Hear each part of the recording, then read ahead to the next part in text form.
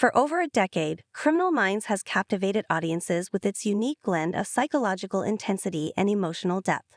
But few moments in the series have landed as viscerally as the death of SFA Jennifer J.J. Giroux's husband, Will LaMontagne Jr., played by Josh Stewart. A pillar of strength and loyalty in JJ's life, Will's death marked a seismic shift not only for his on-screen family but for the show's longtime fans.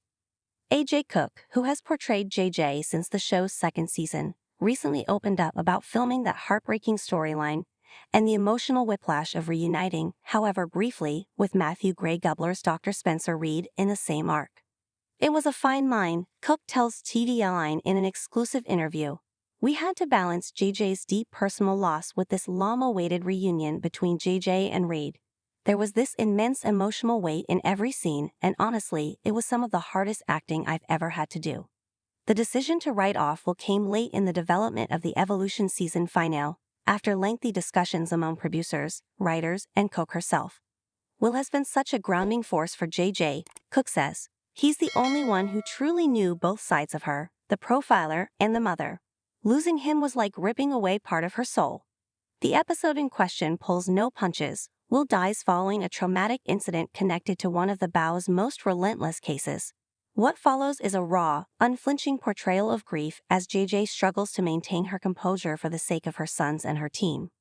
We didn't want to make it melodramatic, Cook explains. JJ is someone who compartmentalizes, who channels pain into action. But even she can't escape the kind of devastation that comes with losing your partner. Just when the story seemed at its bleakest, longtime fan favorite Matthew Gray Gubler made a surprise reappearance.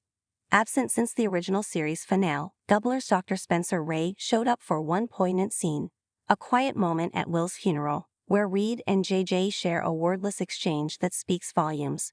It was short, but it was impactful, Cook emphasizes. That scene was a love letter to the fans, really. JJ and Reid have this history, this deep well of unresolved emotion.